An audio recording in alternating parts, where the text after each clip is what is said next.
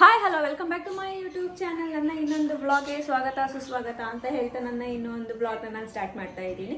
So ನನ್ನ ಈ ಒಂದು ಬ್ಲಾಗ್ ಏನಪ್ಪ ಅಂತಂದರೆ ಇವತ್ತು ಕಿಚನಲ್ಲೇ ನಿಂತ್ಕೊಂಡಿದ್ದೀನಿ ಅಂದಮೇಲೆ ಯಾವುದಾದ್ರೂ ಒಂದು ಕುಕ್ಕಿಂಗ್ ಬ್ಲಾಗೇ ಇರುತ್ತೆ ಅಂತ ನಿಮ್ಮೆಲ್ಲರಿಗೂ ಅರ್ಥ ಆಗಿರುತ್ತೆ. ಸೊ ಹೌದು, ಸೊ ದಿನ ಅನ್ನ ಸಾರು ತಿಂದು ಸ್ವಲ್ಪ ಬೋರ್ ಆಗಿತ್ತು, ಹಾಗೆ ಹೆಂಗೋ ಇವತ್ತು ಆಫ್ ಇತ್ತು. ಸೊ ನೈಟ್ಗೆ ಅಡುಗೆ ಏನು ಮಾಡೋದು ಅಂತ ಯೋಚನೆ ಮಾಡ್ತಾ ಇರಬೇಕಾದ್ರೆ ಹಾಗೆ ಮೊಬೈಲ್ ಸ್ಕ್ರೋಲ್ ಮಾಡ್ತಾ ಇರಬೇಕಾದ್ರೆ ಬೀಟ್ರೂಟ್ ಒಂದು ರೈಸ್ ಐಟಮ್ ಬಂತು. ಸೊ ಆ ಒಂದು ರೈಸ್ ಐಟಮ್ನ ನಾನು ಟ್ರೈ ಮಾಡಬೇಕು ಅಂತ ಹೇಳ್ಬಿಟ್ಟು ಮಾಡ್ತಾ ಇದ್ದೀನಿ.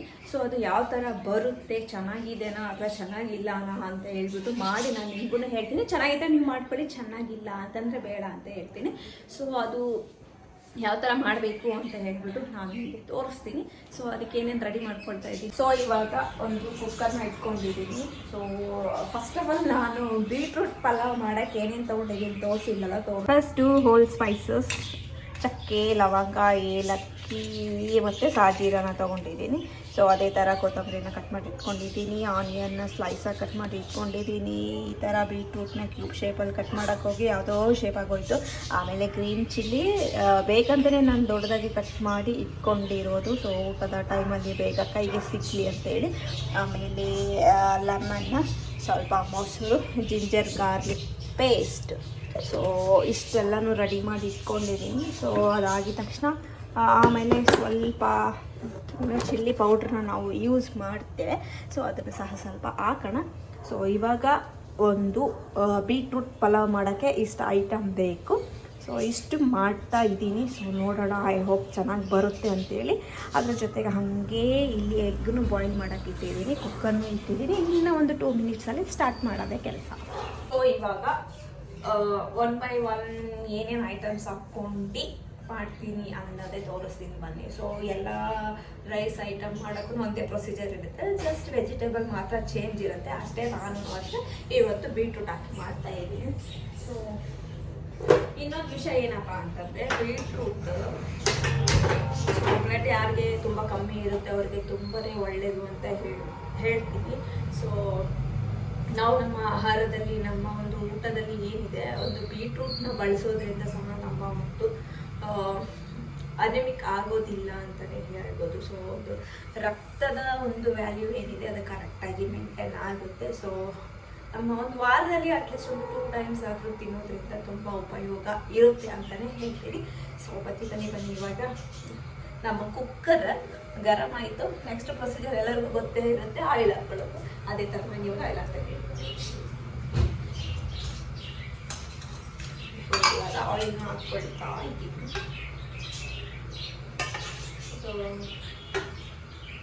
ಸೊ ಆದಷ್ಟು ಎಣ್ಣೆ ಕಮ್ಮಿ ತಿನ್ನಬೇಕು, ಎಣ್ಣೆ ಕಮ್ಮಿ ತಿನ್ನೋದ್ರಿಂದ ಒಳ್ಳೆಯದು.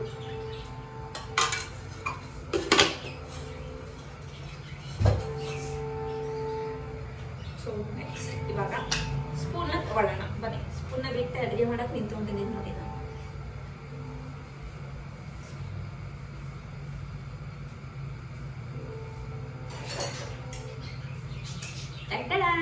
ಸೊ ಬನ್ನಿ, ಆಯಿಲ್ ಬಿಸಿ ಆಯಿತು.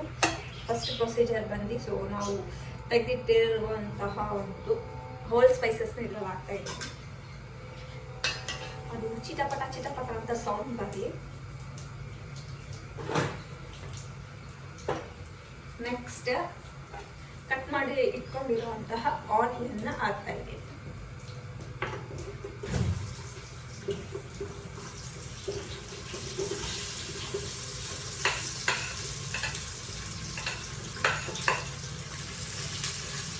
ಆನಿಯನ್ ಜೊತೆ ಸ್ವಲ್ಪ ಕಟ್ ಮಾಡಿಕೊಂಡಿರುವಂತಹ ಗ್ರೀನ್ ಚಿಲ್ಲಿನ ಸಹ ಹಾಕ್ಕೊಳ್ತಾ ಇದ್ದೀನಿ.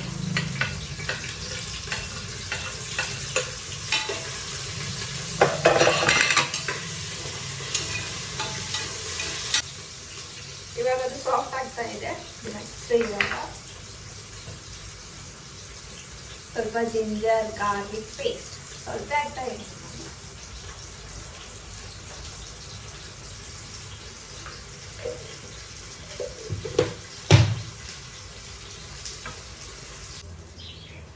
ಸೊ ಇವಾಗ ಆನಿಯನ್ ಸಾಫ್ಟ್ ಆಗಿದೆ. ನೆಕ್ಸ್ಟ್ ನಾವು ಹಾಕ್ತಾ ಇರುವಂತಹ ಐಟಮ್ ಬಂದು ಬೀಟ್ರೂಟ್.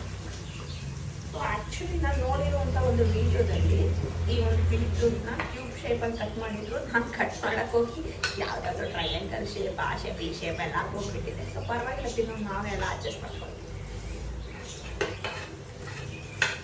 Next beetroot.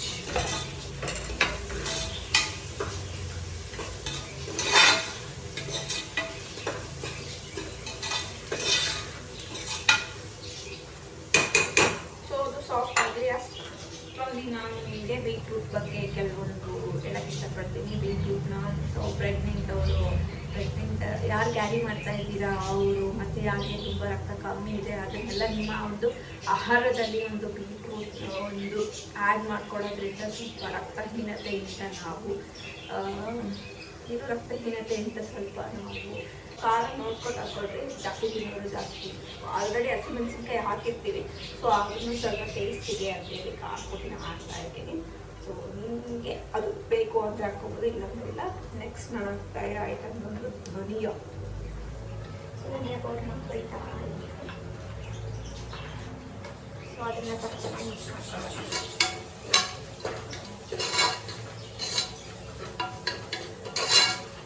ಅದನ್ನು ಸ್ವಲ್ಪ ಲೈಟಾಗಿ ಫ್ರೈ ಆಗಿ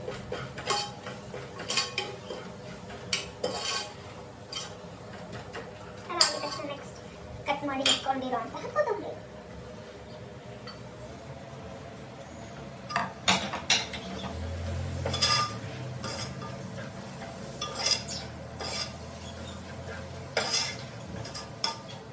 ಸೊ ಅದರಲ್ಲಿ ಸ್ವಲ್ಪ ಮೊಸರು ಹಾಕೊಳ್ತಾ ಇದ್ದೀನಿ. ಸೊ ನನಗೆ ಗೊತ್ತಾಗುತ್ತೆ, ನೀವು ಬೇಕು ಅಂತಂದರೆ ಒಂದು ಅರ್ಧ ಬಟ್ಲು ಅಥವಾ ಒಂದು 3-4 ಸ್ಪೂನ್ಸ್ ಹಾಕ್ಕೊಳ್ಳಿ. ಸೊ ನೆಕ್ಸ್ಟ್ ನಾನು ಹಾಕ್ತಾ ಇರೋದು ಐಟಮ್ ಬಂದು ಕರ್ಡ್ ಮೊಸರು.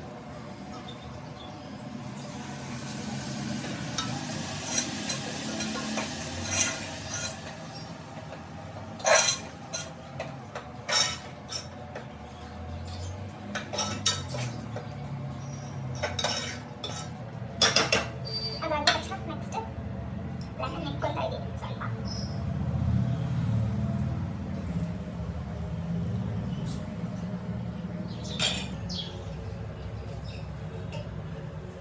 ಆಮೇಲೆ ಉಪ್ಪು ಸ್ವಲ್ಪ ಹಾಕ್ಬಿಟ್ಟು ಆಮೇಲೆ ರೈಸ್ ಹಾಕಿದ ತಕ್ಷಣ ಆಮೇಲೆ ಎಷ್ಟು ಬೇಕು ಅಷ್ಟೇ ಉಪ್ಪು ಹಾಕ್ಬಿಡೋಣ.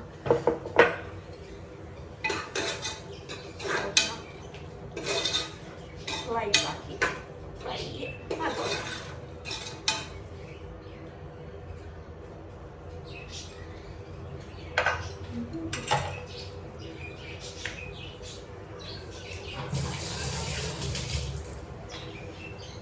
ಎಲ್ಲ ಹಾಕ್ಬಿಟ್ಟು ಫ್ರೈ ಮಾಡಾದ್ಮೇಲೆ ಗೊಜ್ಜು ಈ ಥರ ಆಗಿದೆ ನೋಡಿ. ಆನಿಯನ್, ಬೀಟ್ರೂಟು, ಆಯಿಲು, ಮೊಸರು, ಕೊತ್ತಂಬರಿ.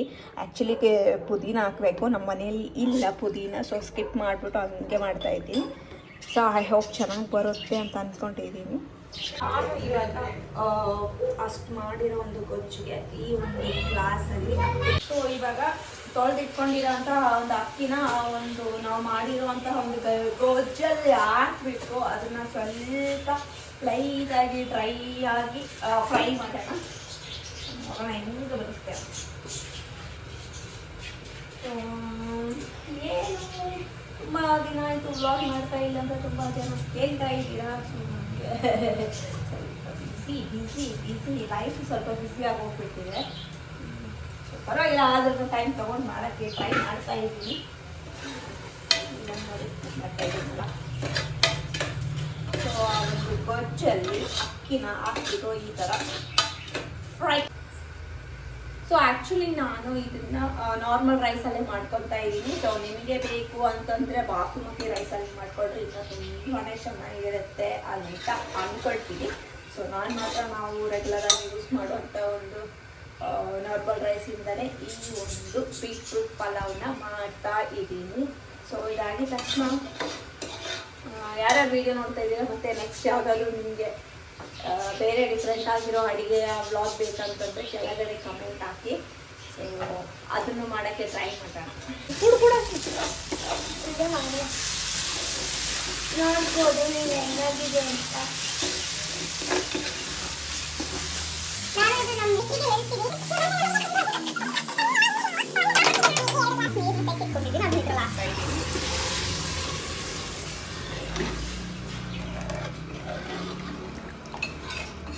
ಕರೆಕ್ಟಾಗಿ ಉಪ್ಪು ನೋಡ್ಕೊಳ್ರಿ, ಇವಾಗ ಲಾಸ್ಟ್ ಸ್ಟೇಜ್. ಆಮೇಲೆ ಉಪ್ಪು ಕಮ್ಮಿ ಜಾಸ್ತಿ ಆದೇಜ್ ಮಾಡೋಕ್ಕೆ ಬರಲ್ಲ. ಕರೆಕ್ಟಾಗಿ ನೋಡ್ಕೊಂಡು ಬಿಟ್ಟು ಮಾಡುವಂತಹ ಸಮಯ.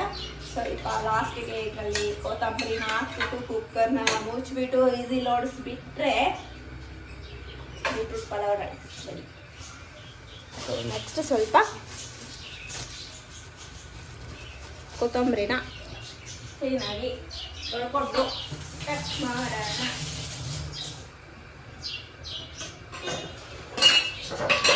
So nice.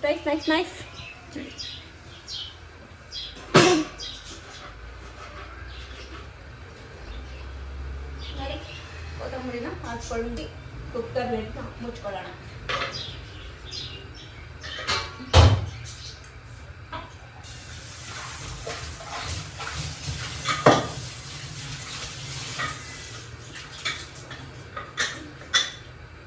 ಸೊ ಇವಾಗ ಕುಕ್ಕರ್ ಲೆಡ್ನ ಮುಚ್ತಾ ಇದ್ದೀನಿ. ಸೊ ಇದು ಒಂದು 2 ವಿಸಿಲ್ ಆಗಿದ ತಕ್ಷಣ ನಾವು ಬಿರಿಯಾನಿ ರೆಡಿ ಆಗುತ್ತೆ. ಅಷ್ಟರಲ್ಲಿ ನಾವು ಮೊಸರು ಬಜ್ಜಿ ಮಾಡ್ಕೊಳ್ಳೋಣ, ರಾಯ್ತ ಮಾಡ್ಕೊಳ್ಳೋಣ. ಎಣ್ಣೆ, ಕೊತ್ತಂಬರಿ, ಹಸಿಮೆಣಸಿನ್ಕಾಯಿ ಹಾಕಿ ಮೊಸರಲ್ಲಿ ಸ್ವಲ್ಪ ಸಾಲ್ಟ್ ಹಾಕಿ ಗರ ಗರ ಗರ ಗರ ಗರ ಗರ ಗರ ತಿರ್ಸಿದ್ರೆ ರಾಯ್ತ ರೆಡಿ. ಸೊ ಬೇಕನ್ನೋರು ಕ್ಯಾರೆಟ್, ಕುಕುಂಬರ್ ಹಾಕ್ಕೋಬೋದು. ಸೊ ನಾನು ಹಾಕ್ಕೊಂಡಿಲ್ಲ, ಇಷ್ಟೇ ಸಾಕು ಅಂತ ಹೇಳ್ಬಿಟ್ಟು ಸೊ ಲೈಟಾಗಿ ರಾಯ್ತನ ಮಾಡ್ಕೊಂಡಿದ್ದೀನಿ. ಸೊ ಅಲ್ಲೇ ಪಕ್ಕದಲ್ಲಿ ರೆಡಿ ಆಗ್ತಾ ಇದೆ. ಸೊ ಅದೇ ಥರ ಇಲ್ಲಿ ರಾಯ್ತನೂ ರೆಡಿ ಆಯಿತು. ಸೊ ಅದ್ರ ಜೊತೆ ಸ್ವಲ್ಪ ಹಪ್ಪಳನೂ ಹುರ್ಕೊಂಡ್ಬಿಟ್ಟಣ ಅಂತೇಳಿ ಇವಾಗ ನೆಕ್ಸ್ಟ್ ಹಪ್ಪಳ ಹುರ್ಕೊಳ್ಳೋ ಕಾರ್ಯಕ್ರಮ. ಯೂಸ್ ಮಾಡುವಂತಹ ಪಾಪಡ್ ಬಂದು ಸೊ ನಾವು ಯಾವಾಗಲೂ ರೆಗ್ಯುಲರಾಗಿ ಯೂಸ್ ಮಾಡುವಂತಹ ಪಾಪಡ್ ಹಪ್ಪಳ ಇದೇ ಬರುತ್ತೆ. ಸೊ ಇದು ನಿಜಕ್ಕೆ ಪಾಪಡನ್ನ ಯೂಸ್ ಮಾಡ್ತಾ ಇದ್ದೀವಿ. ಸೊ ಟೇಸ್ಟ್ ಮಾತ್ರ ಸಖತ್ತಾಗಿರುತ್ತೆ. ಸೊ ನೀವು ಡಿಮಾರ್ಟ್ ಇಲ್ಲ ಯಾರಾದರೂ ಹೋದರೆ ತೊಗೊಂಡು ಟ್ರೈ ಮಾಡ್ಬೋದು, ಸೂಪರಾಗಿರುತ್ತೆ. ಸೊ ಎಣ್ಣೆ ಕಾಯ್ತಾ ಇದೆ, ಬನ್ನಿ ಪಾಪಡ್ ಮಾಡೋಣ.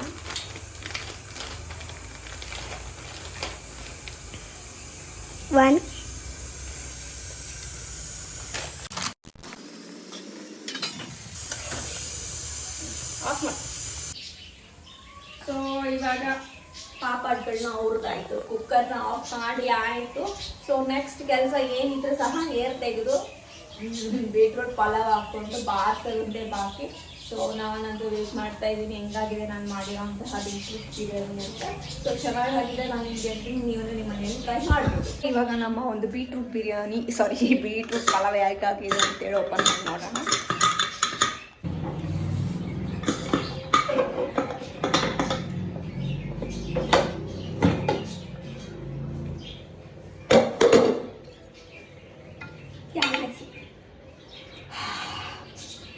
ಸೊ ಬನ್ನಿ ತೋರಿಸ್ತೀನಿ. So beautiful beetroot pulao.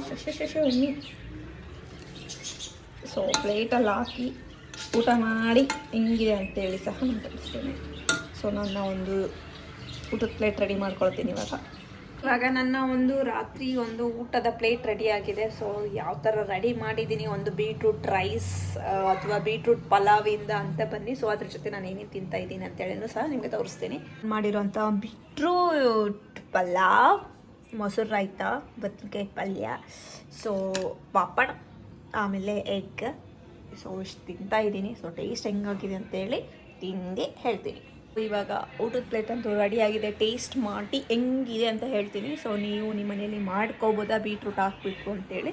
So beetroot ಅಂದರೆ ವೆಜಿಟೇಬಲ್ ರೈಸಲ್ಲೆಲ್ಲ ಹಾಕಿ ಮಾಡಿ ತಿಂತೀವಿ, ಬಟ್ ಬೀಟ್ರೂಟ್ ಮಾತ್ರ ಹಾಕಿ ಮಾಡಿರೋದು ಫಸ್ಟ್ ಟೈಮ್ ಅಂತಲೇ ಹೇಳ್ಬೋದು. ಸೊ ಹಂಗೆ ಬನ್ನಿ, ಸೊ ಹೆಂಗಾಗಿದೆ ಅಂತೇಳಿ ತಿಂದು ಹೇಳ್ತೀವಿ. ಸ್ವಲ್ಪ ಕರ್ಡ್ ತೊಗೊಂಡು ಕಲಿಸ್ಕೊಂಡು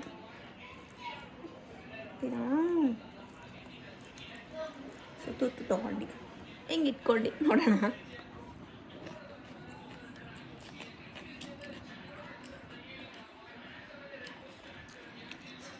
ವಾ, ನಿಜವಾಗ್ಲೂ ತುಂಬ ಅಂದರೆ ತುಂಬಾ ಚೆನ್ನಾಗಿದೆ. ನೀವು ಮನೇಲಿ ಟ್ರೈ ಮಾಡಿ ಮಾಡ್ಕೊಂಡು ತಿಂದರೆ ಸೊ ಹೆಲ್ತ್ಗೂ ಒಳ್ಳೆಯದು, ಟೇಸ್ಟ್ಗೂ ಒಳ್ಳೆಯದು ಅಂತಲೂ ಹೇಳ್ತೀನಿ. ಸೊ ಟೇಸ್ಟ್ ವೈಸ್ನು ಗುಡ್ ಆ್ಯಂಡ್ ಇವನ್ ಹೆಲ್ತ್ ವೈಸ್ನು ಗುಡ್. ಸೊ ಸೂಪರ್ ಆಗಿದೆ. ಸೊ ಮಾಡ್ಕೊಂಡು ತಿನ್ಬೋದು ಅಂತ ಹೇಳ್ತೀನಿ. ಸೊ ಹಂಗೆ ನೀವು ವಿಡಿಯೋ ನೋಡಿ ಲೈಕ್ ಶೇರ್ ಕಮೆಂಟ್ ಮಾಡ್ತಾಯಿದ್ರೆ ಅಷ್ಟರಲ್ಲೇ ನಾನು ಊಟ ಮಾಡ್ತೀನಿ. ಇನ್ನೊಂದು ವ್ಲಾಗ್ ಮುಖಾಂತರ ನಿಮ್ಮೆಲ್ಲರೂ ಮೀಟ್ ಮಾಡ್ತೀನಿ. ಅಲ್ಲಿ ಬಾಯ್.